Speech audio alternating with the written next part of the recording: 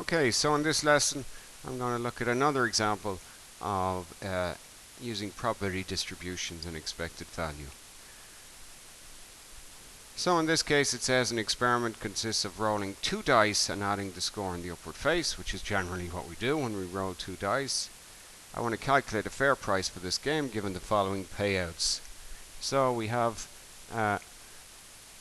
some event and some payout. I'm just going to save this. Some event and some payout. So if I roll any double, I win €8, or it pays out €8, I should say. If I get a total of 7, there's a payout of €7. Any odd sum but excluding 7 will give me €6. Any even sum excluding doubles will give me €1. So in order to construct a probability distribution, I really have to understand what's going on here. So one thing I can do is draw out the sample space for rolling a pair of dice. So I've cheated a little bit here by having it in advance. This is what the sample space for rolling a pair of dice looks like. And I've broken it down into 2 different kind of sections.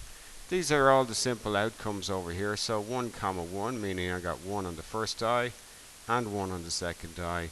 Down here 3, 5, the first die I got a 3, the second die I got a 5, etc. Remember, the experiment consists of adding the score on the upward face. So I'm adding the score on the upward face. So that means if I got 2 1s, well, that'll correspond to a score of 2. So here's the scores all together. These are each of the simple outcomes unadded. So 3, 1 is a different result to 1, 3. 3, 1 means the first die landed 3, the second die landed on 1. 1, 3 means the first die landed on 1, second die landed on 3. But you can see each of those will give me a score of 4. So that's one thing I want to think about. So I'm going to look at constructing a probability distribution and answering this question. So I want to define my random variable first. That's the first thing I do when I'm constructing a random variable.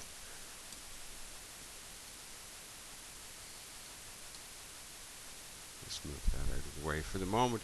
So I'm going to construct my random variable. I'm going to let x equal the payout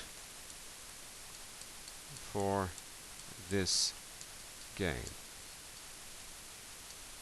That's what x is going to equal in this case. So the payout for this game.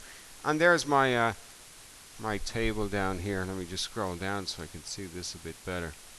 And the payout for this game is based on the following rules. Any double will pay out 8. Total of 7 will pay out 7. An odd sum will pay out 6, excluding 7s. An even sum, excluding doubles, will pay out 1. Note all possible outcomes are covered here. Everything is covered. Everything is going to be either an odd sum or an even sum. So there's nothing else I have to think about. So I'm going to construct a probability distribution here. I'm going to construct a probability distribution. So my possible values for x, I'm going to put into my first column, and then the associated probability for each of those values. And then to calculate the expected value, I add up all the x times p of x's. So this is what we're talking about. So my possible values for x, well, x is the payout for this game. The possible payouts are 8, 7, 6, and 1. So let me put those in. 8, 7, 6, and 1. Those are the possible payouts.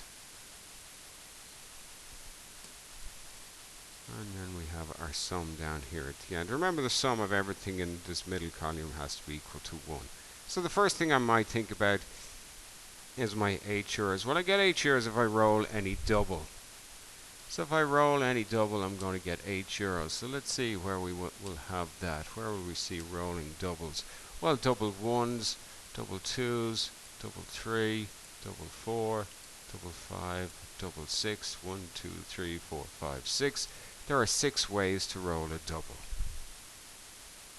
There are 6 ways to roll a double. How many possible outcomes in this game?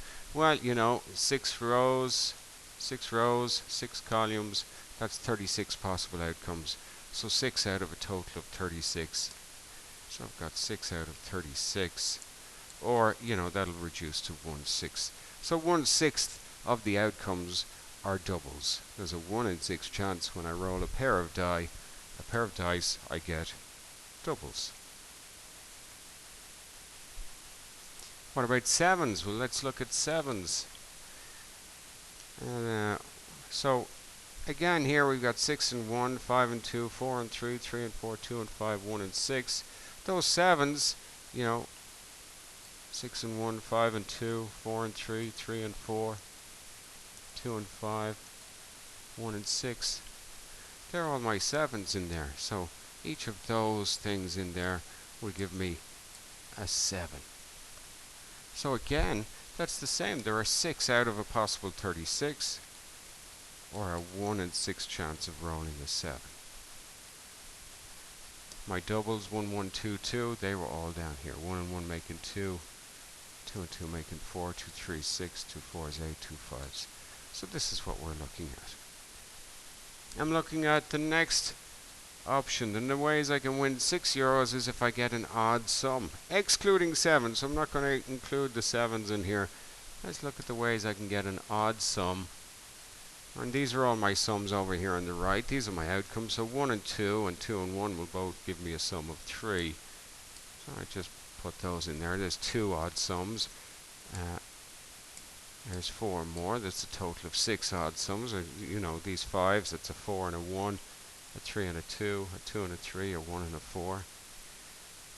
9s are all odd sums, or we could sum to 11. So I count up all those odd sums. I have 2 and 4, 6 and 4, 10, and 2 is 12. That's 12 out of 36. Whoops. Again. 12 out of 36. Or there's a 1 in 3 chance that I get an odd sum, not including 7. The next thing I want to look at is all the even sums, but I'm also excluding the doubles, so I'm excluding these red ones along here.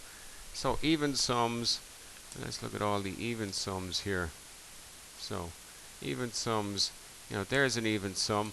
This one is an even sum, but I'm not including doubles. This is an even sum, not including doubles. So there's 1, 2, 3, 4, 5, 6, 7, 8, 9, 10, 11, 12. There are 12 even sums in there, excluding doubles. So 12 out of 36 again, which is 1/3. And if we add up all these things, they should add up to 1. If they don't add up to 1, that means I've made a mistake. Okay? To fill in my last column over here, 8 times 1/6, well, that's 8/6, which would simplify to 4/3. 7 times 1/6 is 7/6. 6 times 1/3 would be 6/3, or 2. 1 times 1/3 would be 1/3. Okay, so if I want to add up all these fractions, I'm probably just going to think of them as sixths. So 2, remember, is 12/6, and a third, remember, is 2/6. So I'm going to add up all these things. 8/6 plus 7/6, that's 15/6, and then another 12/6, that's 27/6, and 2 more, that's 29/6. Okay. So adding up all those, 8, 15, 27 into 29/6. 29/6. So that goes in as 4 and then a remainder of 5. So 4 and 5, 6. But we're dealing with money here. So we really want to be able to, turn that into decimals. So we want to decimalize that quantity, 4 and 5, 6. So calculator 8.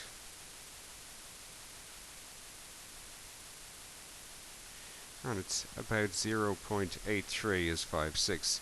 So that works out as, say, 4.83. And the units here, remember, are euros. So what does that mean? Well, that means the expected value for this game is 4.83 euros. What was I asked?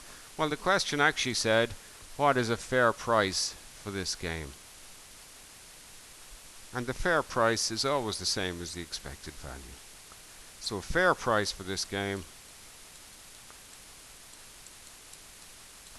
would be €4 and 83 cents. Of course, it's 83 recurring, so you'd still be a little bit. It won't be quite perfect, but that's the fairest price we can do, given that we only go to 2 decimals with money.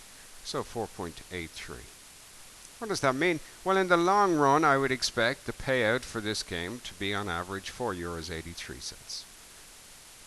So as I play this game more and more and more often, and I average up the payouts that I'm getting, I'm averaging out at about €4.83. So that's a fair price for this game.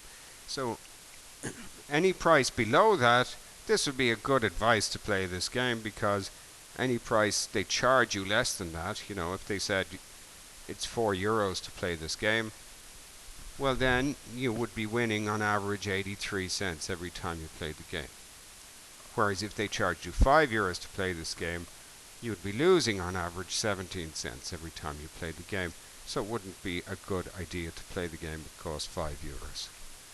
So fair price is just the same as the expected value, essentially.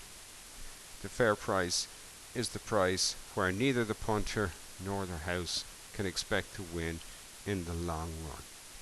Okay? So that's how we calculate fair price.